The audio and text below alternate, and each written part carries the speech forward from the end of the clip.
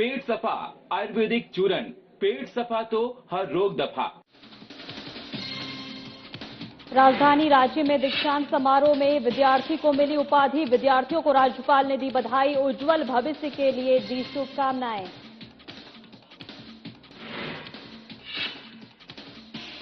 जामताड़ा में cold storage के नए लोडिंग सृजन का शुभारंभ। विधानसभा अध्यक्ष रविंद्रनाथ महतो ने किया शुभारंभ। किसानों के चेहरे पर दिखी खुशी। सुप्रीम कोर्ट ने लिया अहम फैसला, धर्म परिवर्तन करने पर नहीं मिलेगा आरक्षण का लाभ। जस्टिस पीके मिश्रा और जस्टिस एनवी अंजारिया ने लिया फैसला। रामनवमी को लेकर कोडरमा में मॉक ड्रिल, प्रशासन ने की सुरक्षा व्यवस्था की कड़ी। मॉक ड्रिल में तमाम सुरक्षाकर्मी रहे मौजूद। लोक आस्था का महापर्व चैती छठ, छठ घाटों पर श्रद्धालुओं की लगी भीड़। छठ व्रतियों ने भगवान सूर्य को दिया अर्घ्य।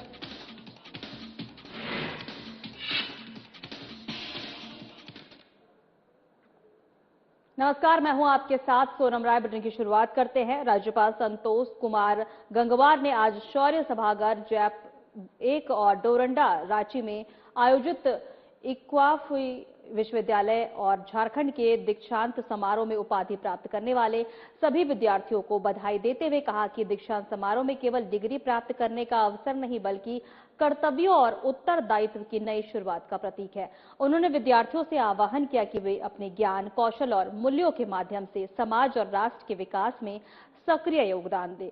राज्यपाल ने कहा कि वर्तमान वैश्विक परिदृश्य में गुणवत्तापूर्ण उच्च शिक्षा का महत्वपूर्ण अत्यंत बढ़ गया है और इसमें निजी विश्वविद्यालयों की महत्वपूर्ण भूमिका है। उन्होंने अपेक्षा व्यक्त की है कि राज्य के सभी निजी विश्वविद्यालय यूजीसी और सरकार के निर्धारित मानकों के अनुरूप गुणवत्तापूर्ण रोजगार और मूल्य आधारित शिक्षा प्रदान करें। वहीं उन्होंने कहा कि शिक्षा का उद्देश्य केवल ज्ञान अर्जन नहीं बल्कि चरित्र निर्माण और सामाजिक उत्तरदायित्व की भावना का विकास करना भी है। विद्यार्थियों के अपने जीवन में ईमानदारी, परिश्रम और सकारात्मक दृष्टिकोण को अपनाते हुए उत्कृष्टता की ओर से अग्रसर रहना चाहिए।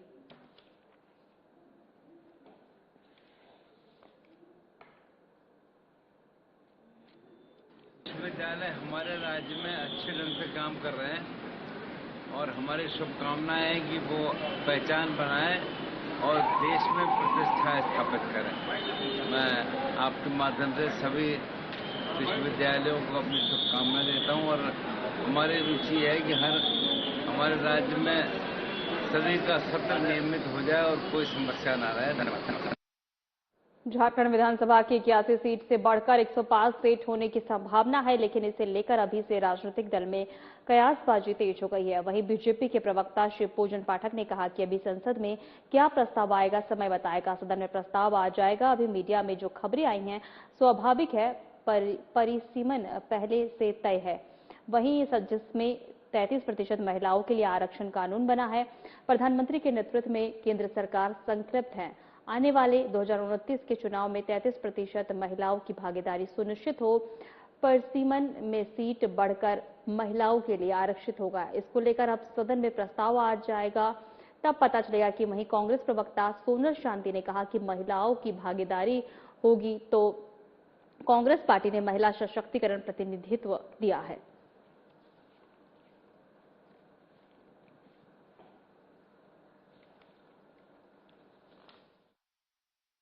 अभी संसद में क्या प्रस्ताव आएगा, विधेयक क्या आएगा, ये तो अभी समय बताएगा जब सदन में प्रस्ताव आ जाएगा। अभी जो मीडिया में खबरें आई हैं, अगर उस आधार पर आप जानना चाह रहे हैं तो स्वाभाविक है, ये परिसीमन पहले से तय है, परिसीमन की तिथि भी तय है और 2029 में हम जो 33% जो विधेयक पारित हुआ है, जो कानून बना है महिलाओं के लिए, जो आरक्षित करने की बात हुई, स्वाभाविक रूप से उसके लिए माननीय प्रधानमंत्री जी के नेतृत्व में केंद्र सरकार संकल्पित है और प्रयास है कि आने वाला जो 2029 का जो चुनाव होगा उसमें महिलाओं को 33% भागीदारी सुनिश्चित हो। तो उसके लिए कानून बनाने पड़ेंगे, विधेयक लाने पड़ेंगे और उसी के साथ परिसीमन में सीट बढ़ा करके, चूंकि बहुत दिन से लंबित है, तो सीट बढ़ के महिलाओं के लिए वो सीट आरक्षित होगी।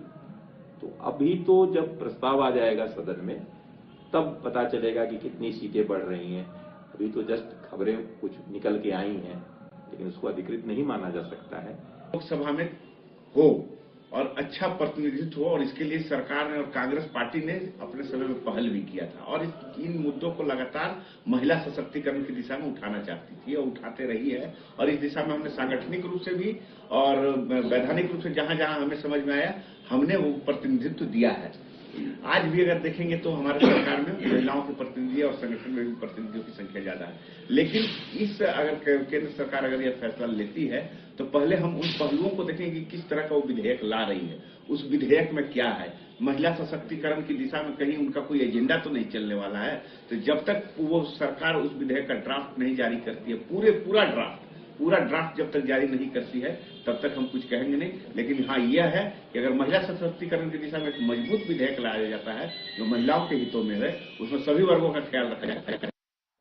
सुप्रीम कोर्ट ने अपने एक महत्वपूर्ण फैसले में कहा है कि अनुसूचित जाति का दर्जा केवल हिंदू, सिख और बौद्ध धर्म के अनुयायियों को ही मिलेगा। यदि कोई व्यक्ति इस्लाम, ईसाई या किसी अन्य धर्म को अपनाता है तो उसे अनुसूचित जाति का दर्जा नहीं मिलेगा। यह निर्णय जस्टिस पीके मिश्रा और जस्टिस एनवी अंजारिया की बेंच द्वारा दिया गया है। इस फैसले के बाद राजनीतिक गलियारों में हलचल तेज हो गई है। हालांकि अधिकांश दल फिलहाल खुलकर प्रतिक्रिया देने से बच रहे हैं। इसे सामाजिक और संवैधानिक दृष्टि से एक बड़ा निर्णय माना जा रहा है। प्रदेश कांग्रेस प्रवक्ता का मानना है कि इस फैसले का असर देश की आरक्षण व्यवस्था और सामाजिक संरचना पर पड़ सकता है। आने वाले समय में इस पर व्यापक बहस और राजनीतिक प्रतिक्रिया देखने को मिल सकती है।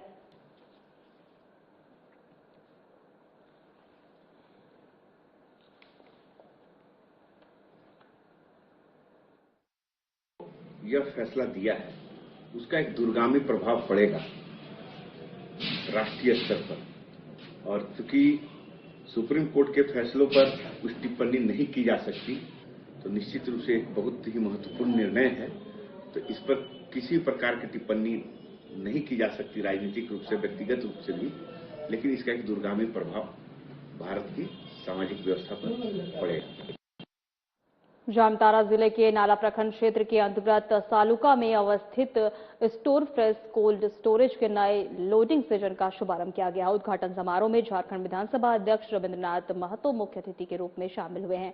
उन्होंने विधिवत फीता काटकर कोल्ड स्टोरेज के नए लोडिंग स्टेशन का उद्घाटन किया है और इसे किसानों को समर्पित किया है। इस अवसर पर बड़ी संख्या में किसान और स्थानीय लोग उपस्थित रहे। यह सुविधा क्षेत्र के किसानों के लिए नई उम्मीद बनकर सामने आई है। कार्यक्रम के दौरान किसानों के चेहरों पर संतोष और खुशी झलक रही थी। किसानों का कहना है कि अब उन्हें अपनी फसल को कम दाम में बेचने की मजबूरी नहीं रहेगी। वे अपनी उपज को कोल्ड स्टोरेज में सुरक्षित रखकर उचित समय पर बेच सकेंगे, जिससे उन्हें बेहतर मुनाफा मिलने की उम्मीद है। किसानों ने इस पहल के लिए विधानसभा अध्यक्ष रविंद्रनाथ महतो का आभार व्यक्त करते हुए कहा है कि उनके प्रयासों से ही यह सुविधा संभव हो पाई है।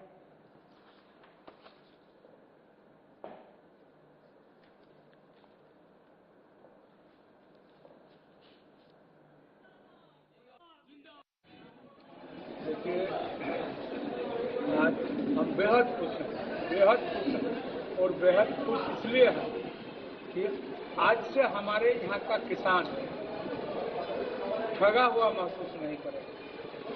किसान का जो उपज होता है और उस उपज का 16 आना मूल्य किसान के जेब तक है। और हम लोगों ने जो ठाना है कि किसान को आय में वृद्धि करना, और आज से किसान के आय में वृद्धि ही होगा। सिर्फ किसान कोल्ड स्टोरेज का व्यवहार, उसमें कैसे फसल रखा जाता है, उस फसल को बाजार में कब बेचा जाता है, इन तमाम कई जो कला है इसको सिर्फ किसान अगर समझ ले तो मेरा किसान के लिए एक नया युग का शुरुआत आज। लोक आस्था का महापर्व चैती छठ 4 दिनों तक चलने वाला ये पर्व चैत्र मास के शुक्ल पक्ष की चतुर्थी तिथि से शुरू होकर सप्तमी तिथि तक चलता है। उत्तर भारत के बिहार, झारखंड और उत्तर प्रदेश में इस पर्व को लेकर बड़े ही श्रद्धा और उत्साह के साथ मनाया जाता है। मान्यता है कि भगवान सूर्य को सच्ची भक्ति के साथ अर्घ्य देने और विधित्व पूजा करने से सभी इच्छाओं की पूर्ति होती है। उन्होंने बताया है कि छठ पर्व में नहाय खाए खरना और अर्घ्य प्रमुख दिन होता है। राज्य के हटनिया तालाब से चैती छठ को लेकर छठ छठ घाट पर रौनक देखने को मिला। काफी संख्या में श्रद्धालु छठ घाटों पर पहुंचे और आज भगवान भास्कर को अर्घ्य दिया जाता है। इसका जायजा लिया साधना प्लस न्यूज के संवाददाता अभिषेक भगत ने।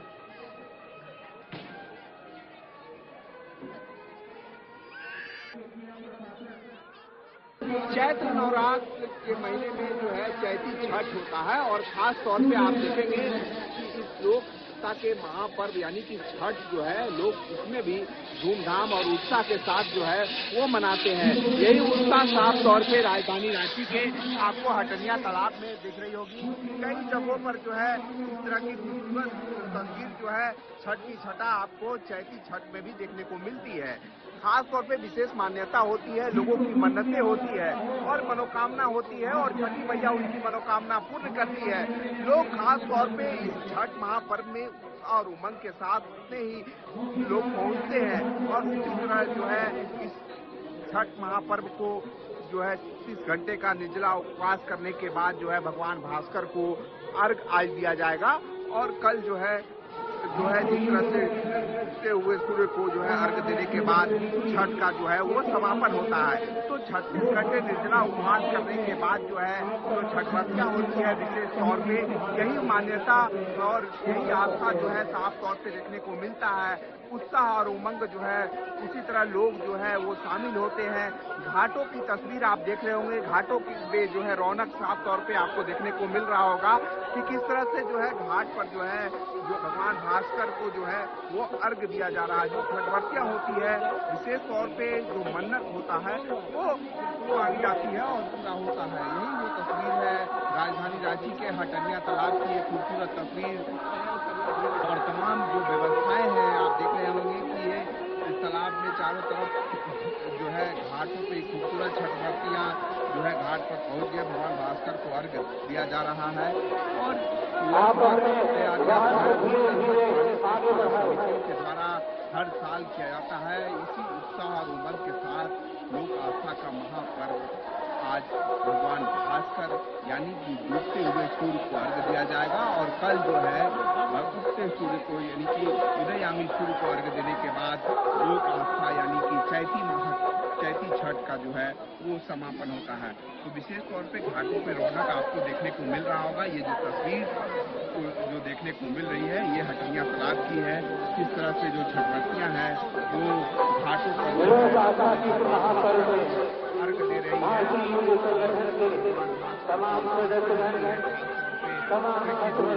होती है या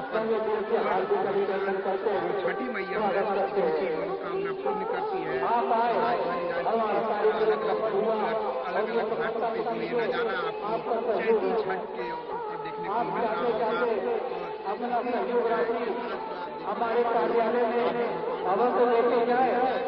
और यानी डूबते सूर्य को अर्घ देने के बाद जो है लोक आस्था के महापर्व निर्जला उपवास करने के बाद आज भगवान भास्कर को अर्घ देने के बाद जो है कल तो उगते हुए सूर्य को अर्घ दिया जाएगा। सहयोगी कृष्णा के साथ अभिषेक भगत, साधना न्यूज रांची। लोक आस्था का महापर्व चैती छठ 4 दिनों तक चलने वाला ये पर्व चैत्र मास के शुक्ल पक्ष की चतुर्थी तिथि से शुरू होकर 7वीं तिथि तक चलता है। बिहार, झारखंड और उत्तर प्रदेश के इस पर्व को बड़े ही श्रद्धा और उत्साह के साथ मनाया जाता है। चतरा के छठ तालाब से चैती छठ को लेकर छठ घाट पर रौनक देखने को मिल रहा है। काफी संख्या में श्रद्धालु छठ घाटों पर पहुंचे। आज भगवान भास्कर को अर्घ्य दिया जाता है। विधि व्यवस्था को लेकर थाना प्रभारी अवधेश कुमार सिंह दल बल के साथ छठ घाट पर मौजूद रहे।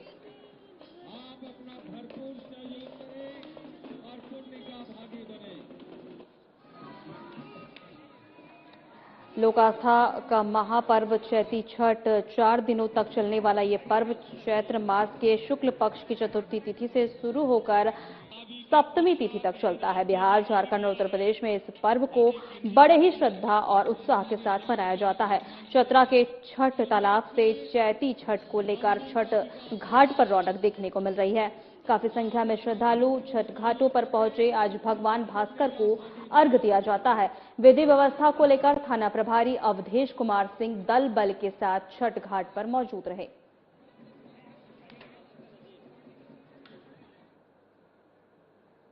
जमशेदपुर समेत पूरे कोल्हान में चैती छठ मनाया गया। चैती छठ के तीसरे दिन आज डूबते हुए सूर्य को अर्घ्य दिया गया और छठव्रती परिवार के सुख और शांति समृद्धि की कामना की। वहीं पूर्व मुख्यमंत्री रघुवर दास भी शामिल हुए। छठ महापर्व हिंदू धर्म का सबसे कठिन व्रत माना जाता है। इसमें छठ व्रती 36 घंटे का निर्जला व्रत रखती हैं। सूर्यदेव और छठी मैया की उपासना से जुड़ा ये आस्था का महापर्व है। छठ पूजा साल में 2 बार मनाया जाता है। चैती छठ जो है कार्तिक महीने में कार्तिक छठ के रूप में इसे मनाया जाता है। इस साल 22 मार्च को नहाय खाई के साथ चैती छठ पूजा की शुरुआत हुई। 4 दिवसीय चैती छठ का आज यानी 24 मार्च को तीसरा दिन है। आज व्रत रखकर व्रतधारी डूबते हुए सूर्य को अर्घ्य दिया और छठ ऐसा एकमात्र पर्व है जब डूबते हुए सूर्य को भी अर्घ्य देकर पूजा की जाती है। आज छठ व्रती महिलाएं और पुरुष निर्जला व्रत रखकर और कमर तक पानी में डूबकर सूर्य देव को अर्घ्य दिया और परिवार की सुख समृद्धि, स्वास्थ्य और संतान की लंबी उम्र की कामना की। वहीं सिंधुगौड़ा सूर्य मंदिर और मानगो स्वर्णरेखा नदी समेत तालाब और नदी में चैती छठ के दौरान अर्घ्य देने के लिए लोग उमड़ पड़े।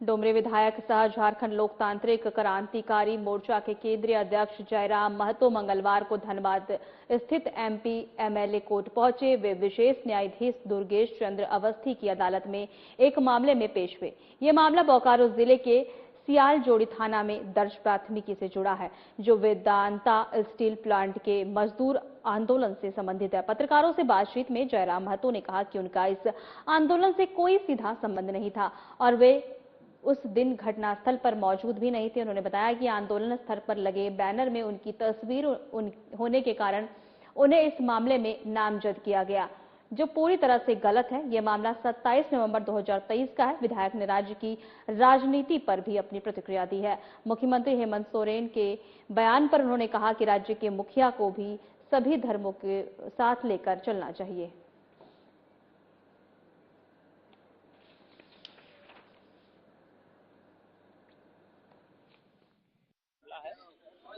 इलेक्ट्रो स्टील वेदांता में रेतों का एक आंदोलन था और उस आंदोलन में ग्रामीण धरना दिए हुए थे। उसी बीच थोड़ी सी कुछ बातें हुई अनबन की और कंपनी प्रबंधन के द्वारा एक एफआईआर किया गया है और उसमें एफआईआर में मेरा नाम यह कहकर दिया गया है कि एक बैनर था, उस बैनर में किसी कोने में हमारी तस्वीर थी।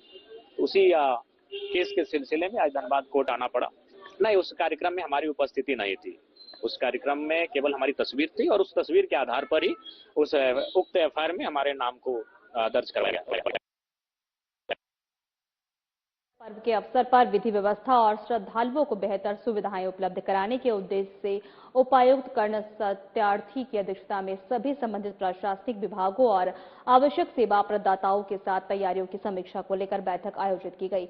बैठक में उपायुक्त ने कहा कि जिला प्रशासन का मुख्य लक्ष्य रामनवमी पर्व को शांतिपूर्ण और सौहार्दपूर्ण वातावरण में संपन्न कराना है।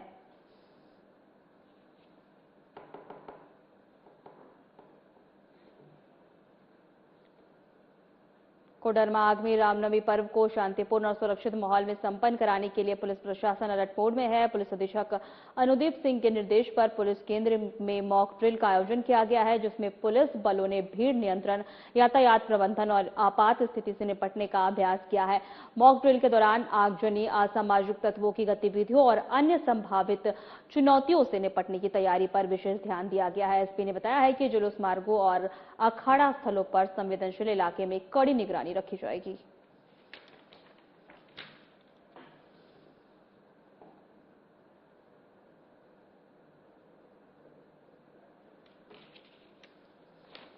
कोडरमा में आगामी रामनवमी पर्व को शांतिपूर्ण और सुरक्षित माहौल में संपन्न कराने के लिए पुलिस प्रशासन अलर्ट मोड में है। पुलिस अधीक्षक अनुदीप सिंह के निर्देश पर पुलिस केंद्र के मॉक ड्रिल का आयोजन किया गया है, जिसमें पुलिस बलों ने भीड़ नियंत्रण, यातायात प्रबंधन और आपात स्थितियों से निपटने का अभ्यास किया। मॉक ड्रिल के दौरान आगजनी, असामाजिक तत्वों की गतिविधियों और अन्य संभावित चुनौतियों से निपटने की तैयारी पर विशेष ध्यान दिया गया। एसपी ने बताया कि जुलूस मार्गों और अखाड़ा स्थलों और संवेदनशील इलाकों में कड़ी निगरानी रखी जाएगी। धनबाद जिले के रामकनाली ओपी क्षेत्र के अंतर्गत बीसीसीएल एरिया 4 की रामकनाली कोलियारी में बीती रात एक बड़ी आपराधिक घटना सामने आई। अपराधियों ने खदान पर धावा बोलते हुए करीब 600 फीट लंबा केबल लूट लिया। इस घटना के बाद इलाके में दहशत का माहौल है और आसपास की करीब 15,000 की आबादी पर जल संकट का खतरा भी मंडराने लगा है। घटना की जानकारी उस समय हुई जब खदान में काम कर रहे कर्मी काफी देर तक बाहर नहीं निकले। संदेह होने पर खदान के इंचार्ज अंदर पहुंचे और वहां का नजारा देखकर हैरान रह गए। अपराधियों ने खदान के मुख्य द्वार को काटकर अंदर प्रवेश किया था और वहां मौजूद कर्मियों को बंधक बना लिया था। इतना ही नहीं, अपराधियों ने कर्मियों से उनके कैप और लैंप की भी छीन लिए, जिससे वे अंधेरे में फंस गए। इसके बाद बदमाशों ने आराम से केबल काटा और फिर मौके से फरार हो गए।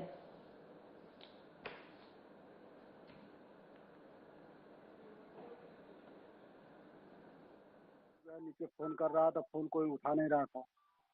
फिर आज जो हमको फोन किया कि जो है इंटरव्यू देखे, नीचे से कोई फोन नहीं उठा रहा है। तब हम बोले कि ये काम कीजिए, गार्ड को जो है नीचे भेजिए, क्या दिक्कत है नहीं है। तो गार्ड जब नीचे गया, जाकर देख रहा है गेट पर, तो गेट जो है, गेट का कुंडी कटा हुआ है, साइड वाला कुंडी। तब फिर गार्ड बताया कि ऐसा बात है कि लगता है नीचे चोर घुसा हुआ है और नीचे से कोई जो है खलासी और फीटर लोग कोई उठा नहीं। फिर हम तुरंत भागे भागे आए घर से। आने के बाद बत्ती लिए नीचे गए, जाकर देख रहे हैं तो वहाँ जो है 6 आदमी बैठा हुआ है। हम लोग क्या दिक्कत हुआ, तो बताया कि जो है 25 से 30 की संख्या में चोर आया और हम लोग का बत्ती 6 का बत्ती ले लिया। प्रतिबंधित दवाइयों के खिलाफ पुलिस ने बड़ी कार्रवाई की है। वहीं गुप्त सूचना के आधार पर कार्रवाई करते हुए पुलिस ने कोलकाता के रास्ते जमशेदपुर में एक युवक प्रतिबंधित दवाइयों की खेप लेकर पहुंचने से पहले ही गिरफ्तार कर लिया। सूचना के आधार पर डीएसपी पटमदा बचन देव कुजूर के निर्देश पर विशेष टीम का गठन किया गया। पुलिस टीम ने त्वरित कार्रवाई करते हुए जवाहर नगर रोड नंबर 6 में छापेमारी की, जहां से जिशान अहमद नामक युवक को गिरफ्तार किया गया। तलाशी के दौरान उसके पास से 120 बोतल प्रतिबंधित कोरेक्स कफ सिरप बरामद किया गया।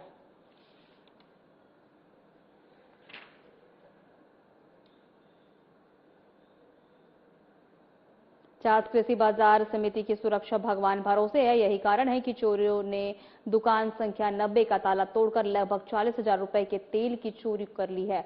वही घटना चास थाना क्षेत्र की है। दुकान के मालिक और बाजार समिति के अध्यक्ष अनिल गोयल ने बताया कि आज सुबह ट्रक से आए तेल को जब गोदाम में खाली करने पहुंचे तो देखा कि गोदाम का 4 ताल टूटा हुआ है। वहीं मिलान करने पर 1 किलो का 5 पेटी और आधा किलो के तेल का 9 पेटी गायब मिला है, जिसका कुल लागत 40,000 रुपए है। अनिल गोयल ने बताया कि देखने में ऐसा लग रहा है कि दोनों ताला तोड़ने के बाद किसी ठेले में लादकर पेटी को ले जाने का काम किया गया है। उन्होंने बताया है कि पुलिस को इसकी सूचना दे दी गई है। पुलिस पड़ताल में जुट गई है।